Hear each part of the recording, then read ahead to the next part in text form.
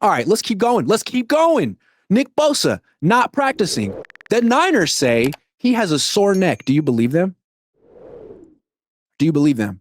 I'm sure he has a sore neck, dude. It's a football. There's football players. They have sore everything. Here's my theory as to why Nick Bosa isn't practicing, and I'm pretty confident that I'm right, but I don't know for sure. I think Nick Bosa isn't practicing because he doesn't want to. He might also have a sore neck, but I think he doesn't want to practice. I don't think he likes practicing. I don't think he sees the value in practicing. And you know what? I kind of get it from his perspective.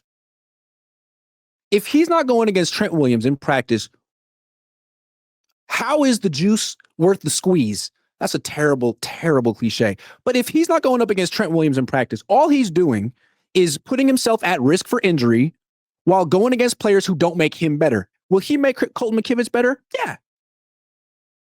But is it really in Nick Bosa's interest to put him to risk injury to make Colton better? I don't think so. I mean, it might be in Fred Warner's interest. Fred Warner won't take a day off. Fred Warner's different, but he's not Nick Bosa. And you know what? To understand why Nick Bosa doesn't want to practice might just be like, hey, coach, not today. You got to understand Fred Warner. Fred Warner practices every day. Is he better than Nick Bosa?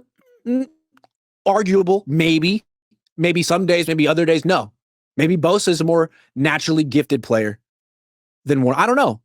Bosa was the second pick in the draft. Warner wasn't. Warner had to build himself up. Warner was ready-made coming into the league. So I asked Warner today, because I noticed, like Bosa's not out here. Some of these guys, Fred, you almost never miss practice. Is it because you just love practicing, or is it because you feel a responsibility to the rest of your teammates to be out here? Talk about a loaded question. I'm not being like, hey, do you practice to like show up Nick Bosa and show him what a real leader is like? I didn't do it like that, but it's kind of, it doesn't take an idiot to figure out where I was going with that. And he's like, I wouldn't say I love practice. I prefer playing. But he's like, look, I am a testament to what practice can do for a player. When I came here, I was not a first round pick. I'd never played middle linebacker. I needed to develop and learn in practice. And I did. And look at me now. So who would I be at this point in my career to be like, I don't need practice anymore? I got it made. And when he said that, I was thinking, who is he talking about? I don't need practice anymore. Well, maybe 97. Maybe the dude who hasn't been out there in 2 weeks because his neck is hurt or something. Because he doesn't need to be out there. Because this team is mediocre. It's going nowhere. They know it. And it's all a big waste of time for 97. Give Trent Williams credit. He doesn't have a sore neck. He's not calling in sick to school because it's not worth it. George Kittle's like Fred Warner too. Practices every day. Why? He was a 5th round pick. Well, his rookie year on the Niners, he was skinny. Now he's one of the most physically imposing players in the league. He can't just walk away from the practice field and be like, I got it. That's not the kind of guy he is. That's not the kind of player he is. Bosa is that kind of player. He's like Trent Williams. Bosa could practice no days of the year and still be really good. He could. He knows it. They know it. He's the offense's version of Trent Williams. He's doing the Niners a favor by being out from his perspective. I don't need to do this. You want me to be out there and practice every day? Pay me more. Otherwise, leave me alone. I'm good. I'll be okay. I'm not going to go out here and help Colton Kivitz and Spencer Burford get better. That's not my job.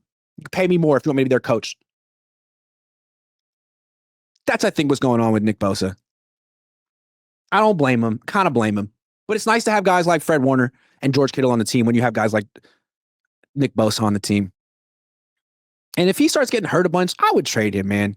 Because you're paying him $34 million a year. You know you're going to have to give him an extension next year. And if he's in and out and not practicing, then what's going on? What do you need him for? I'd rather have 3 first-round picks, guys on rookie contracts than Bosa, who wakes up and goes to the facility's like, do I feel like practicing today? I don't know. Is my neck sore? I don't know. Kind of sore. I don't feel like practicing. That's his voice, right? I don't know. Probably not going to practice today. I don't feel like it. I just feel like a couple of years ago, there was a real tight-knit culture on this team. They knew they were close to winning a Super Bowl. They were enjoying bullying teams, and they liked being together. Then they lost the second Super Bowl, and I kind of get the feeling that they don't super love being around each other anymore. Because you know what they see when they look at each other? Defeat.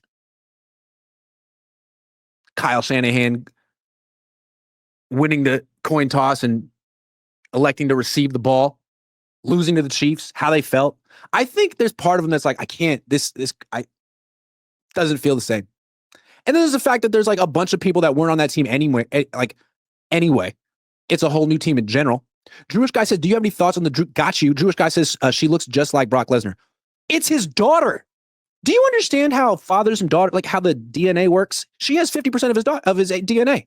What would you expect her to look like? Me? Jewish guy says, props on a great question. I think he was talking about Trent. Well, Trent's out there. Nick is not. Trent has worked harder than Nick this offseason. That's a fact.